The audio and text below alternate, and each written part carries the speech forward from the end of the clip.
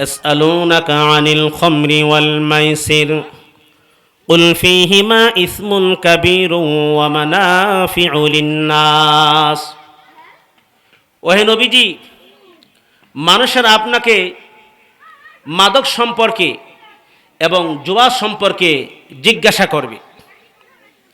আপনি বলুন, কুল ফীহিমা ইসমুন কাবীর, এত দুবাইয়ের মধ্যে রয়েছে বড় অপরাধ, বড় গুনাহ। ওয়া মানাফিউ লিন-নাস, তবে মানুষের জন্য কিছু ফায়দা আছে। ওয়া ইসমুহুমা আকবারু মিন নাফিহিমা, উপকারের চেয়ে অপকারই বেশি। মাদক ইসলামের পূর্ব যুগে আপনারা সকলেই জানেন, মাদক মদ্যপান সে সময় বৈধ ছিল, জায়েজ ছিল। এই আয়াতে কারিমা আল্লাহ পাক নাজিল করে দিলেন যে মাদক সেবন মহা অপরাধ, মহাপাপ। আল্লাহ সুবহানাহু ওয়া তাআলা মাদক সম্পর্কে দ্বিতীয় নম্বর আয়াতে কারিমা আল্লাহ পাক নাজিল করে জানিয়ে দিলেন, সাহাবায়ে কেরামের মধ্যে জনৈক এক সাহাবী শরাব পান করার পরে মাগরিবের নামাজ আদায় করতেছিল। মাগরিবের নামাজের মধ্যে সূরায় ভুল করে ফেলে। সূরায় যখন ভুল করে ফেলে, আল্লাহ পাক ওই সময় আয়াতে কারিমা নাজিল করে আল্লাহ পাক জানিয়ে দেন, ইয়া আইয়ুহাল্লাযীনা আমানু লা তাকরাবুস সালাতা ওয়া আনতুম সুকারা হাত্তা তা'লামু। আল্লাহ পাক আয়াতে কারিমা নাজিল করে জানিয়ে দেন, হে ঈমানদাররা, লা তাকরাবুস সালাতা ওয়া আনতুম সুকারা, তোমরা নেশাগ্রস্ত অবস্থায় নামাজের ধারের কাছেও যাও না। নেশাগ্রস্ত অবস্থায় নামাজ তো পড়বা দূরের কথা, নামাজের ধারের কাছেও তোমরা যাও না। এখনো কিন্তু এই শরাব পান হারাম করা হয় নাই। সাহাবায়ে কেরাম নবীজি সাল্লাল্লাহু আলাইহি ওয়াসাল্লামের কাছে আবেদন করলেন, ইয়া রাসূলুল্লাহ, ইয়া হাবিবাল্লাহ, এই মাদক সেবনের ব্যাপারে আপনি আল্লাহ পাকের কাছে দোয়া করেন, আল্লাহ পাক যেন ক্লিয়ার আয়াতে কারিমা নাজিল করে দেন। আল্লাহ সুবহানাহু ওয়া তাআলা এর পরবর্তী ঘটনা, সাহাবায়ে কেরামের মাঝে শরাব পান করার পরে তারা একে অপরের সাথে ঝগড়াঝাটির মধ্যে লিপ্ত হয়ে যায়। আল্লাহ সুবহানাহু ওয়া তাআলা ওই সময়ে আল্লাহ পাক আয়াতে কারিমা নাজিল করে জানিয়ে দেন, ইয়া আইয়ুহাল্লাযীনা আমানু ইন্নামাল খামরু ওয়াল মাইসিরু ওয়াল আনসাবু ওয়াল আজলাম রিজসুম মিন আমালিশ শাইতানি ফাজতানিবুহু লাআল্লাকুম তুফলিহুন।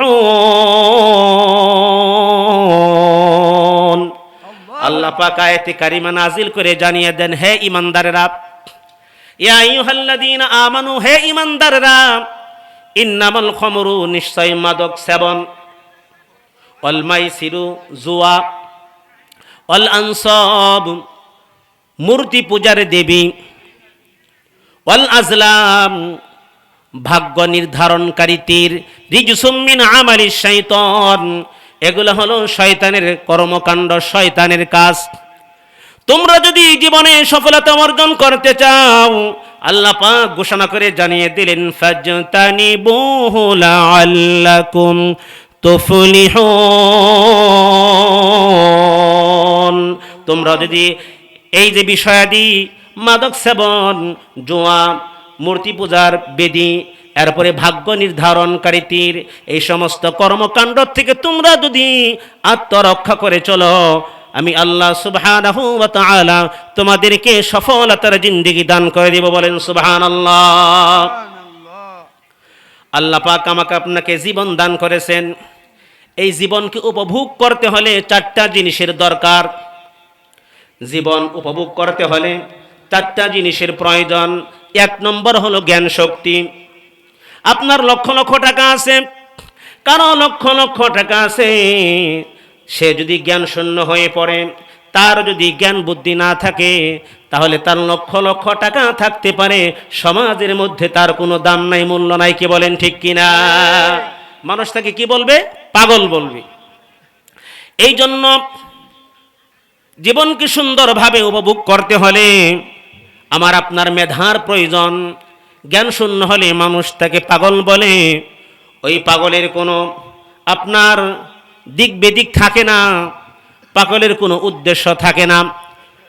জীবন উপভোগ করতে হলে আমার আপনার মেধার দরকার।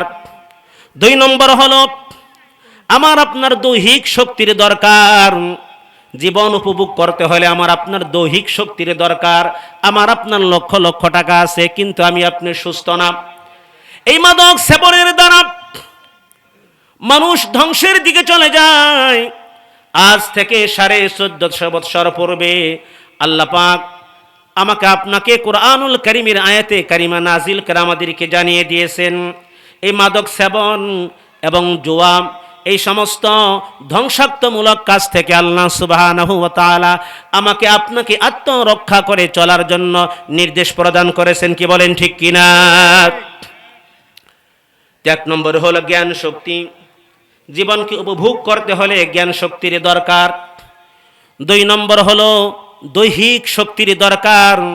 মাদক সেবনের দ্বারা মানুষ দৈহিক শক্তিও হারিয়ে ফেলে।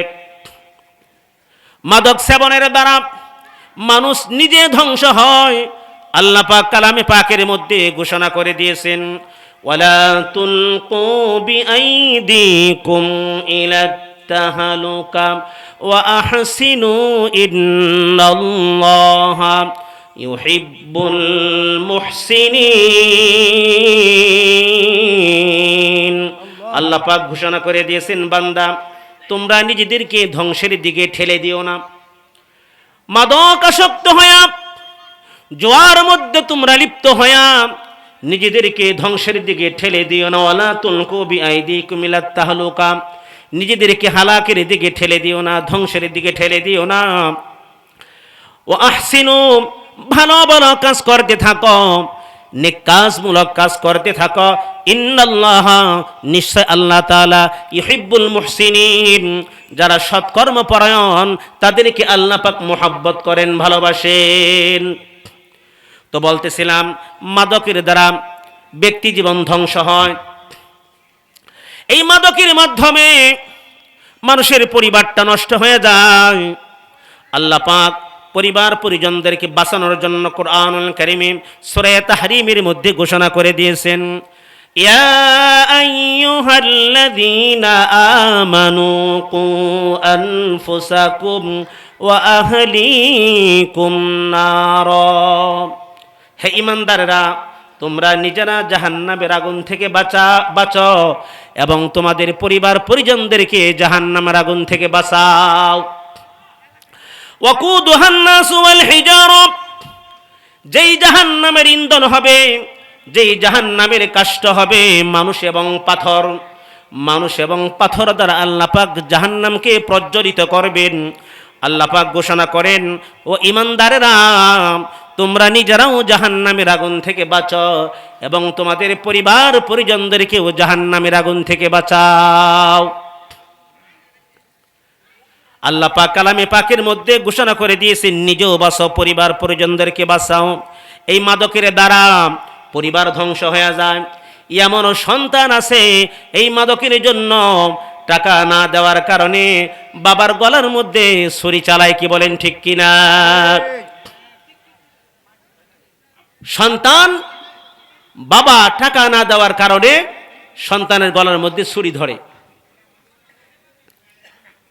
তো মাদক এবং জুয়া এগুলা মানুষকে আল্লাহ ভোলা কইরা দেয়। মাদক সেবন মানুষকে আল্লাহর হুকুম নামাজ থেকে গাফিল কইরা দেয়। আল্লাহ পাক কালামে পাকের সূরা মাইদার 91 নম্বর আয়াতে কারিমার মধ্যে ঘোষণা করে দিয়েছেন, ইন্নামা ইউরিদুশ শাইতানু আইয়ুকিআ বাইনাকুমুল আদাওয়াতা ওয়াল বাগদা ফিল খামরি ওয়াল মাইসির ওয়া ইয়াসুদ্দাকুম আনিস সালাত। আল্লাহ পাক ঘোষণা করে দিয়েছেন, নিশ্চয় শয়তান মানুষকে মাদক আসক্ত করে, জোয়ার মধ্যে লিপ্ত করে পরস্পর দ্বন্দ্বের সৃষ্টি করে দেয়, পরস্পর বিদ্বেষের সৃষ্টি করে দেয়, মানুষকে নামাজ থেকে ফিরায় রাখে, জিকির থেকে ফিরায় রাখে। আল্লাহ পাক ঘোষণা করেন, ফাহাল আনতুম মুনতাহুন, ও আমার বান্দারা, এরপরও কি তোমরা ফিরে আসবে না? এরপরও কি তোমরা ফিরে আসবে না? এই আয়াতে কারিমা যখন নাজিল হলো, সাহাবায়ে কেরাম বললেন, ইনতাহাইনা ইনতাহাইনা, আল্লাহ, আমরা এই গর্হিত কাজ থেকে ফিরে আসলাম, আমরা আর জিন্দেগিতে কোনোদিন এই মাদক সেবন করব না। বলেন সুবহানাল্লাহ। তো বলতেছিলাম, মাদক সেবন মানুষের পরিবারকে ধ্বংস করে দেয়, ধন সম্পত্তি নষ্ট করে দেয়। মাদক যারা সেবন করে, সংসারে টাকা দিব তো দূরের কথা, সংসার থেকে আরো টাকা খসে খসে আনে। কি বলেন, ঠিক কিনা? মাদকের দ্বারা ধন সম্পত্তির মধ্যে নুকসান এসে যায়, ধন সম্পত্তির মধ্যে ক্ষতি এসে যায়। তো বলতেছিলাম, মানুষের জীবন উপভোগ করার জন্য চারটা জিনিসের দরকার। এক নম্বর হলো জ্ঞান শক্তি, দুই নম্বর হলো দৈহিক শক্তি, তিন নম্বর হলো ধনশক্তি, চার নম্বর হলো মান শক্তি। মানুষের যদি সমাজের মধ্যে মান সম্মান না থাকে, তার টাকা পয়সা থাকতে পারে, কিন্তু মান সম্মান না থাকলে ওই মানুষটার সমাজের মধ্যে মূল্যায়ন নাই। কি বলেন, ঠিক কিনা? তো মাদকের অনেক কুফলাত রয়েছে। মাদক মানুষকে নামাজ থেকে গাফিল করে দেয়, মানুষকে আল্লাহর জিকিরি থেকে গাফিল করে দেয়, সমাজকে ধ্বংস করে দেয়। মাদক সেবন মহা অপরাধ, সমস্ত পাপ কাজের মূল হলো মাদক সেবন। পূর্বেকালীন এক ঘটনা, পূর্বের জামানায় এক আবেদ ব্যক্তি ছিল। ওই আবেদ ব্যক্তির পিছনে এক সুন্দরী চরিত্রহীনা নারী আসক্ত হয়ে পড়ে। ওই আবেদের প্রতি আসক্ত হয়ে পড়ে। এবার ওই চরিত্রহীনা সুন্দরী নারী তার বাদীকে পাঠায়া দেয়, যাও ওই আবেদকে আমার দরবারে নিয়ে আসবা, আমার কাছে নিয়ে আসবা, বলবা আপনাকে একটা সাক্ষ্য দেওয়া লাগবে, সাক্ষ্য দেওয়ার জন্য আপনাকে অমুকে আপনাকে ডাকছে। এবার সেই আবেদ ব্যক্তি ওই বাদীর পিছনে পিছনে ছুটলো। সে একটা বড় মহলের মধ্যে প্রবেশ করলো, এরপরে আর একটা রুমের ভিতরে প্রবেশ করলো, ওই রুম অতিক্রম করে আর একটা কামরার ভিতরে প্রবেশ করলো। কামরার ভিতরে প্রবেশ করে দেখে সেখানে একজন সুন্দরী নারী বসা, নারীর সঙ্গে একটা শিশু বাচ্চাও আছে। এবার সেই চরিত্রহীনা নারী বলতেছে, আপনার কাজে এখন, আপনার সামনে এখন তিনটা কাজ, এই তিনটা কাজের যে কোনো একটা কাজ অবশ্যই তোমাকে করা লাগবে। তোমাকে এখানে সাক্ষ্য দেওয়ার জন্য আমি আনি নাই, উদ্দেশ্য হলো এই তিনটা কাজের যে কোনো একটা কাজ তোমাকে করতে হবে। এক নম্বর কাজ হলো আমার সঙ্গে রাত্রি যাপন করতে হবে, নাউজুবিল্লাহ। দুই নম্বর, না হয় এই শিশু বাচ্চাকে হত্যা করতে হবে, তা না হয় এই যে মদ রাখা আছে, শরাব রাখা আছে, শরাব তোমাকে পান করতে হবে। আবেদ ব্যক্তি চিন্তা করতেছে, ওই নারীর সাথে, চরিত্রহীনা নারীর সাথে রাত্রি যাপন করা তো মহা অপরাধ, শিশু বাচ্চাকে হত্যা করো মহা অপরাধ। এখন আমার কি করা যায়, কি করা যায়? এবার আবেদ ব্যক্তি ওই দুইটা কাজের তুলনায় শরাব পানকে সে কম পাপ মনে করলো। কম পাপ মনে করে সে শরাব পান করলো। শরাব যখন পান করলো, শরাব পান করার পরে সে তো আর তার হুঁশ নাই। কি বলেন, তার আর কি নাই? হুঁশ নাই। এক ব্যক্তি নেশাগ্রস্ত হয়ে আসছে বাড়িতে রুমের ভিতরে প্রবেশ না করে গোহাল ঘরে প্রবেশ করতে। গোহাল ঘরে কি থাকে বলেন? গোহাল ঘরে গরু থাকে না? গোহাল ঘরে গরু থাকে। গোহাল ঘরে প্রবেশ করে, ওই যে ষাঁড়ের লেজ ধরে বলতেছে, বাবুর মা, অন্য দিন বেনি মাথায় তিনটা দেখি, আজকে একটা বেনি কেন? লেজ ধরতেছে আর বলতেছে, বাবুর মা, অন্য দিন মাথার মধ্যে দুই বেনি দেখি, আজকে এক বেনি কে? যখন এই কথা বলে, ষাঁড়ের লেজে যখন ধরছে, ষাঁড় তো অমনি জুড়ে লাথি মারছে। লাথি মারার পরে সে গোবরের মধ্যে পড়ে গেছে। গোবরের মধ্যে সে এরকম পয়ডা শরীরে গোবর পড়ে গেছে। একটু পরে যখন হুঁশ আসছে, হুঁশ আসার পরে দেখে সে ওই গুড়ের গোয়াল করে, বলে নাউজুবিল্লাহি মিন যালিক। কারণ তার তো হুঁশ নাই, সে কি ঘরেই প্রবেশ করছে না সে গোহাল করে প্রবেশ করছে, তার তো কোনো কি নাই, হুঁশ নাই। এবার সেই আবেদ ব্যক্তি চিন্তা করতেছে, আমি ওই দুইটা কাজ না করে আমি শরাব পান করি, মদ্য পান করি। এবার ওই দরবেশ ব্যক্তি, আবেদ ব্যক্তি মাদক সেবন করার পরে সে বেহুশ হয়ে গেল, তার হুঁশ নাই, বেহুশ হয়ে গেছে। বেহুশ হওয়ার পরে ওই যে দুশ্চরিত্রা, দুষ্টা নারী যে ছিল তার সঙ্গে অপকর্মের মধ্যে লিপ্ত হয়ে গেছে। অপকর্মের মধ্যে লিপ্ত হওয়ার পরে ওই যে শিশু আসিল, ওই শিশু বাচ্চাটাকেও হত্যা করে ফেলেছে। বলেন নাউজুবিল্লাহ। মদ্যপান করার কারণে সে একাত্র, তার দ্বারা তিনটা মহা অপরাধ, মহা অন্যায় তার দ্বারা সংঘটিত হলো। কি বলেন ঠিক কিনা? অথচ আল্লাহ পাক কালামে পাকের মধ্যে ঘোষণা করে দিয়েছেন, ওয়ালা তাকরাবুজ যিনা ইন্নাহু কানা ফাহিশাতাও ওয়া মাকতা ওয়া সাআ সাবিলা। আল্লাহ পাক কালামে পাকে সূরা বানী ইসরাঈলের মধ্যে ঘোষণা করে দিয়েছেন, ও আমার বান্দারা, ব্যভিচার তো করা দূরের কথা, তোমরা ব্যভিচারের নিকটবর্তী হয়ো না। ব্যভিচার করা তো দূরের কথা, ব্যভিচারের নিকটবর্তীও তোমরা হয় না। এবার সেই আবেদী ব্যক্তি শরাব পান করার পরে সে একে একে তার দ্বারা ওই তিনটা বড় বড় মহা অপরাধ সংঘটিত হয়ে বলেন নাউজুবিল্লাহ। তো বলতেছিলাম, এই মাদক সেবন আমাদের সমাজের মধ্যে বড় ধরনের একটা ব্যাধি চলে আসছে। যুবকরা এইভাবে তাদের মস্তিষ্ক বিলীন হয়ে যাইতেছে, তাদের জীবন যৌবন সব ধ্বংস হয়ে যাইতেছে। আজ থেকে 1450 বৎসর পূর্বে আল্লাহ পাক কালামে পাক নাজিল করে জানিয়ে দিয়েছেন, ইয়া আইয়ুহাল্লাযীনা আমানু ইন্নামাল খামরু ওয়াল মাইসিরু ওয়াল আনসাবু ওয়াল আজলামু রিজসুম মিন আমালিশ শাইতান ফাজতানিবুহু লাআল্লাকুম তুফলিহুন। হে ঈমানদাররা, নিশ্চয় মদ্যপান, মাদকাসক্ত এবং জুয়া এবং মূর্তি পূজার বেদী, ভাগ্য নির্ধারক তীর, এগুলো হলো শয়তানের কাজ। তৎকালীন যুগে, ওই জাহিলিয়াতের যুগে আরবরা যখন কোনো কাজ করত, তারা লটারি টানতো। এই কাজটা করব কি করব না, তীরের মধ্যে যদি বলা থাকতো হ্যাঁ কাজটা করো, তাহলে সে কাজটা তারা করত। আবার লটারি টানতো, লটারির মধ্যে যদি লেখা থাকতো এই কাজটা করো না, তাহলে ওই জাহিলিয়াতের যুগে আরবরা সেই কাজ থেকে বিরত থাকতো। আল্লাহ পাক ঘোষণা করে দিয়েছেন, এই যে ভাগ্য নির্ধারক তীর, এগুলো হলো শয়তানের কর্মকাণ্ড। এই শয়তানের কর্মকাণ্ড থেকে তোমাদেরকে বাঁচতে হবে যদি তোমরা সফলতার জিন্দেগি অর্জন করতে চাও। মাদক যারা সেবন করবে, হাদিস শরীফের মধ্যে আসছে, মাদক ব্যক্তি, নিশাখোর ব্যক্তি যখন নিশা সেবন করে সে তখন মুমিন থাকে না। ব্যভিচারকারী ব্যক্তি যখন ব্যভিচার করে তখন সে আর মুমিন থাকে না। এরপরে চোর যখন চুরি করে, চুরি অবস্থায় সে তখন মুমিন থাকে না। যারা দুনিয়ার জমিনে শরাব পান করবে, মাদক আসক্ত হবে, তাদেরকে জাহান্নামীদের, ওই যে যারা জাহান্নামে জ্বলবে, ওই জাহান্নামীদের পুঁজ তাদেরকে পান করিয়ে দেওয়া হবে। বলেন নাউজুবিল্লাহ। আর যদি আল্লাহর কোনো বান্দা এই মাদক সেবন থেকে দূরে থাকে, তাহলে আল্লাহ সুবহানাহু ওয়া তাআলা তাকে শারাবান তাহুরা পান করাবেন। ওয়াসাকাহুম রাব্বুহুম শারাবান তাহুরা। এবার বলতে পারেন, হুজুর, এই মাদক থেকে আমাদের সমাজকে আমরা কিভাবে বাঁচাইব?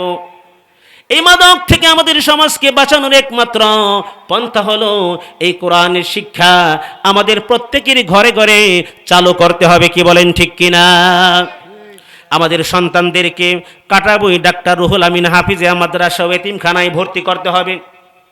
সন্তান যদি কোরআনওয়ালা হয়, কোরআনের আলো যদি তার মধ্যে যায়, তাহলে সে কখনো মাদক আসক্ত হবে না। বলেন সুবহানাল্লাহ। আল কোরআনের পথেই পথই আসল পথ, অন্য পথে অন্য মতে নেই যে রহমত, অন্য পথে অন্য মতে নেই যে রহমত। আল কোরআনের আলোই যার জীবন আলোকিত,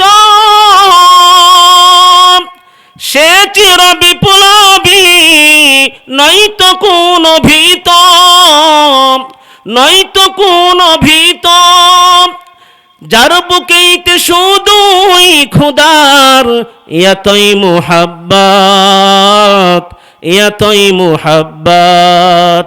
আল কোরআনের পথেই পথই আসল পথ, অন্য পথে অন্য মতে নেই যে রহমত, অন্য পথে অন্য মতে নেই যে রহমত। জোরে জোরে বলেন মারহাবা। সন্তানদেরকে মাদক থেকে ফেরানোর জন্য একমাত্র মাধ্যম হলো কোরআনের শিক্ষা। যদি আমরা শিক্ষিত করি তাহলে আমার আপনার সন্তান ভালো হবে, আমার আপনার সন্তান নেককার হবে, পরহেজগার হবে। সন্তান যদি আলেম হয় আমার আপনার জন্য মৃত্যুর পরে আল্লাহ পাকের দরবারে দোয়া করবে, কি বলেন ঠিক কিনা?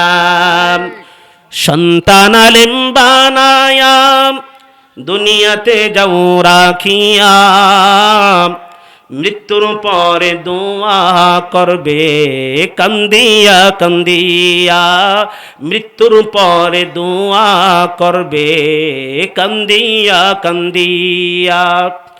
মাটির পিঞ্জিরা ভাঙ্গিয়া চুরিয়া, একদিন তো যাইবে পাখি উড়িয়া উড়িয়া। নেককার মানুষ বানায়া দুনিয়াতে যাও রাখিয়া, মৃত্যুর পরে দোয়া করবে কান্দিয়া কান্দিয়া, মৃত্যুর পরে দোয়া করবে কান্দিয়া কান্দিয়া। জোরে জোরে বলেন কথা ঠিক কিনা?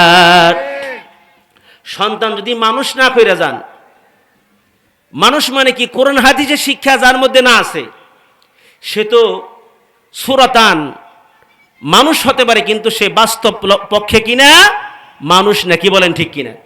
আবু জেহেল সেও কিন্তু ডক্টরেট কম ছিল না, তার মধ্যে ডক্টরেট ডিগ্রি ছিল, আপনারা সকলেই জানেন। আবু জেহেলের মধ্যে ডক্টরেট ডিগ্রি ছিল, তার উপাধি ছিল আবুল হেকাম, তার মানে কি জ্ঞানীদের বাবা। এ আবু জেহেল জ্ঞানীদের বাবা, তার টাইটেল ছিল, তার উপাধি ছিল।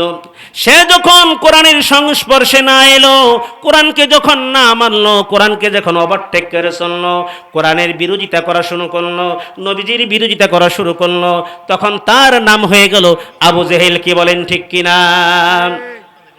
এই জন্য প্রিয় হাজিরিন, সন্তানদেরকে আমি আপনি যদি আলেম বানাই, হাফেজ বানাই, আলেম হাফেজ যদি বানাই, অন্তত প্রাথমিক পর্যায়ের শিক্ষাও যদি তাদেরকে দেই, কোরআনুল কারীমের বিশুদ্ধ তেলাওয়াতটা তাদেরকে যদি আমি আপনি শিখাই।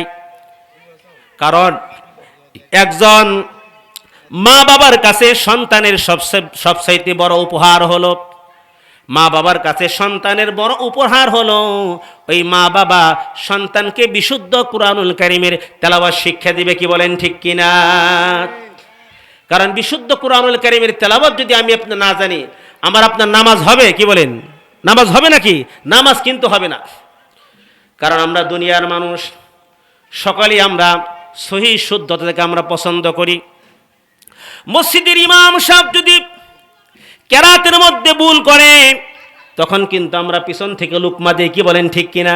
ভুলকে আমরা ধরে দেই, কারণ আমরা কেউ ভুল আমরা পছন্দ করি না, আল্লাহ পাকও কোনো ভুল পছন্দ করেন না। এই জন্য সহি শুদ্ধভাবে নামাজ আদায় করার জন্য এক নম্বর হলো এই কোরআনুল কারীমের বিশুদ্ধ তেলাওয়াত আমাকে আপনাকে শিখতে হবে, সন্তানদেরকে শিখাইতে হবে, কি বলেন ঠিক কিনা? এরপরে সন্তান যদি আলেম হয়, হাফেজ হয়, ওই সন্তানের হাত তুলে দোয়া করা লাগবে না। ওই সন্তান যত আমল করবে তার একটা সওয়াব ওটো আমার আপনার কবরের মধ্যে পৌঁছতে থাকবে, বলেন সুবহানাল্লাহ। শাইখুল হাদিস আল্লামা জাকারিয়া রহমতুল্লাহি আলাইহি, তিনি তাবলিগ জামাতের অনেক বড় মুরব্বি ছিলেন। শাইখুল হাদিস আল্লামা জাকারিয়া রহমতুল্লাহি আলাইহি তিনি এক আল্লাহর ওলির ঘটনা নকল করেন।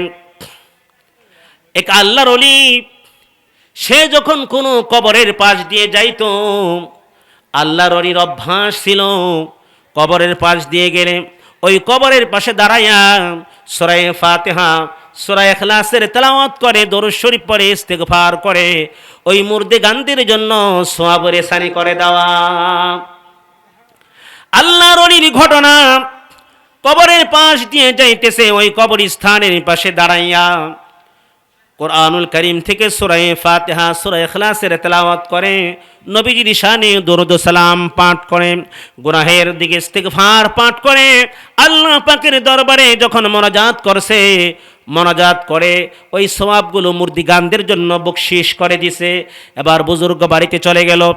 বাড়িতে যাওয়ার পরে এশারের নামাজ আদায় করার পরে, খানা পিনা করার পরে ওই বুজুর্গ যখন ঘুমের ঘরে চলে যায়, ঘুমের ঘরে স্বপ্নে দেখে সে যে কবরবাসীদের জন্য সওয়াব রেসানি করছিল, ওই সওয়াবগুলো একজন ফেরেশতা গাট্টি বরে দাঁড়িয়ে আছে আর মুর্দিগানদের মাঝে সওয়াবগুলো বিতরণ করতেছে। বলেন সুবহানাল্লাহ।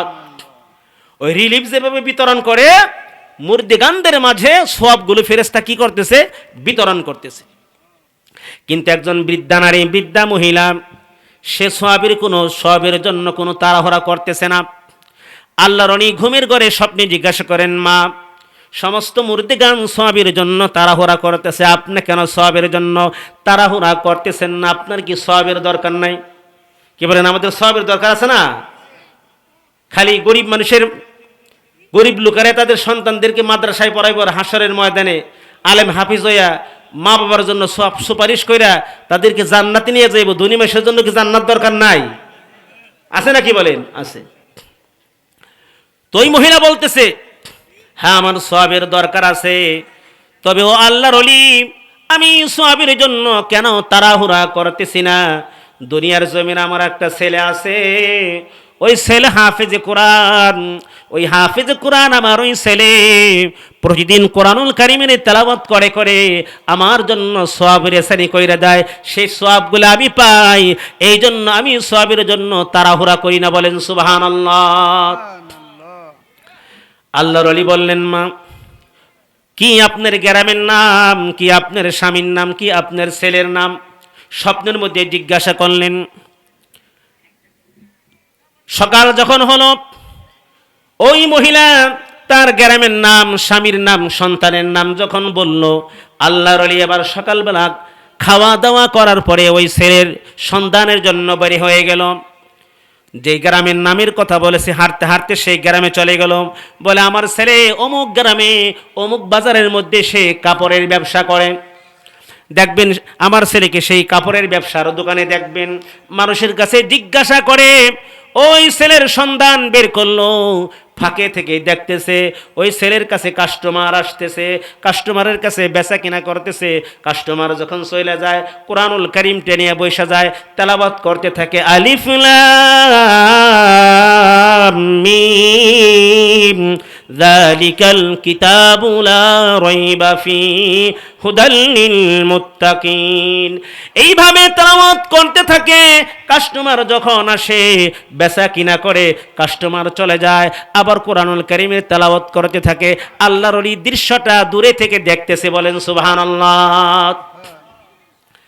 এরপর আল্লাহর ওলি দেখতেছে যে জোহরের নামাজের সময় হয়ে গেছে। জোহরের নামাজের যখন আজান হয়ে গেছে, ওই ছেলেটা দোকান বন্ধ করে নামাজের জন্য চলে গেছেন। বলেন সুবহানাল্লাহ। তো ছেলেটার কাছে আল্লাহর ওলি গিয়ে জিজ্ঞাসা করলো যে, তোমার বাবার নাম কি এই? তোমার নাম কি এই? কহা, আমার বাবার নাম এই, আমার নাম এই। ছেলেটি আবার বলতেছে, হুজুর, আমার নাম কেন জিজ্ঞাসা করতেছেন? আমার বাবার নাম কেন জিজ্ঞাসা করতেছেন? তখন আল্লাহর ওলি ওই যে স্বপ্নের মধ্যে ঘটনা সে শুনতে পেরেছে, ওই সমস্ত ঘটনা ছেলের কাছে খুলে বলল। বলেন সুবহানাল্লাহ। এরপরে আল্লাহর ওলি আবার বাড়িতে চলে আসলো। আবার কিছুদিন পরের ঘটনা, আল্লাহর ওলি কবরস্থানের পাশ দিয়ে যাইতেছে। ওই কবরস্থানের পাশে দাঁড়াইয়া কোরআনুল কারীম থেকে সূরা ফাতিহা, সূরা ইখলাসের তেলাওয়াত করে, দরুদ শরীফ, ইস্তিগফার পড়ে সমস্ত মুর্দিগানদের জন্য সওয়াব রেসানি করে দিয়েছে। সওয়াব রেসানি করার পরে আল্লাহর ওলি বাড়িতে চলে আসার পরে এশারের নামাজ কমপ্লিট করার পরে খাওয়া দাওয়া করার পরে যখন ঘুমের ঘরে চলে গেছে, ঘুমের ঘরে স্বপ্নে দেখে সে যে সোয়াব রেসানি করেছিল ওই সোয়াবগুলা ফেরেশতা গাট্টি আকারে নিয়ে দাঁড়িয়ে আছে, আর ওই সোয়াবগুলো মুর্দিগানদের মধ্যে বন্টন করতেছে। এবার দেখতেছেন ওই যে বৃদ্ধা মহিলা, সেও সোয়াবের জন্য লাইন ধরেছে। আল্লাহর ওলি জিজ্ঞাসা করল, কিছুদিন পূর্বে আমি আপনাকে বললাম আপনি সোয়াবের জন্য কেন ভিড় করতেছেন না, আজকে কেন সোয়াবের জন্য ভিড় করতেছেন? এবার মহিলা বলতেছে, আল্লাহর ওলি, দুনিয়ার জমিনে আমার যে ওই ছেলে ছিল আমার জন্য কোরআন তেলাওয়াত করে কেন সোয়াব রেসানি করতো, আল্লাহর ওলি আমার ওই ছেলেটা দুনিয়ার জমিনে নাই, দুনিয়ার জমিন থেকে বিদায় নিয়ে চলে গেছে, আমার কবরে সোয়াব আসাও বন্ধ হয়ে গেছে, এই জন্য আমি সোয়াবের জন্য তাড়াহুড়া করতেছি। এই জন্য প্রিয় হাজিরিন, সম্মানিত উপস্থিতি, আমার আপনার সন্তানদেরকে আলেম বানাতে হবে। আলেম বানাইলে কি লাভ হবে? আজকে আমরা দুনিয়ার লাভ দেখতেছি, আখিরাতের লাভ আমরা মনে করতেছি না। আমাদের যে মরা লাগবো, কবরে থাকা লাগবো, এই কথা কিন্তু আমি আপনি ভুলে গেছি। এই কথা আমি আপনি ভুলে গেছি যে দুনিয়ার জমিন থেকে আমাকে আপনাকে বিদায় নিতে হবে। আজকে আমি আপনি দুনিয়ার বিল্ডিং অট্টালিকা দেখতেছি, দুনিয়ার সম্পদ দেখতেছি। আমি যদি সন্তানকে আলেম বানাই, হাফেজ বানাই, এর তো বড় বড় বিল্ডিং দিতে পারবে না, লক্ষ লক্ষ টাকা কামাই করতে পারবে না, আয় রোজগার তেমন করতে পারবে না, দুনিয়ার লাভ দেখতেছি, এই কথা একবারও চিন্তা করলাম না। আমার সন্তান যদি হাফেজ হয়, আল্লাহ পাক জান্নাতের মধ্যে তার জন্য 6,666 তলা বিশিষ্ট স্বর্ণের বিল্ডিং এর মালিকানা আল্লাহ পাক তাকে দান করে দিবেন। বলেন সুবহানাল্লাহ। আপনাকেও দান করবেন জান্নাতের মধ্যে 6,666 তলা বিল্ডিং এর মালিকানা। আপনি যদি হাফিজ কোরআনের বাবা হন, আপনি যদি হাফিজ কোরআনের মা হন, আপনাকেও দান করবে। বলেন সুবহানাল্লাহ।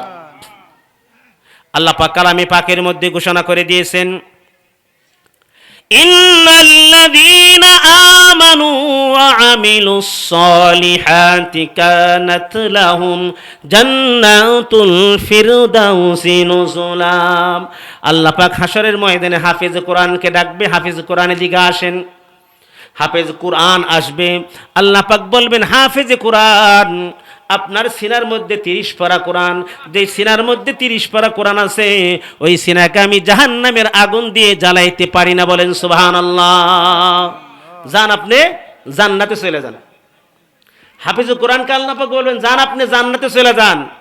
হাফিজ কোরআন বলবে, আল্লাহ আমি একা জান্নাতে যাব না, কারণ আমার হাফিজ হওয়ার পিছনে যাদের শ্রম সাধনা আছে, আমার মা বাবা, দাদা দাদি, নানা নানি, শ্বশুর শাশুড়ি, যেই মাদ্রাসায় পড়তাম মাদ্রাসার ম্যানেজিং কমিটি, যারা মাদ্রাসায় সাহায্য সহযোগিতা করত, আমি এদেরকে ছাড়া আপনারা জান্নাতে প্রবেশ করব না। বলেন সুবহানাল্লাহ।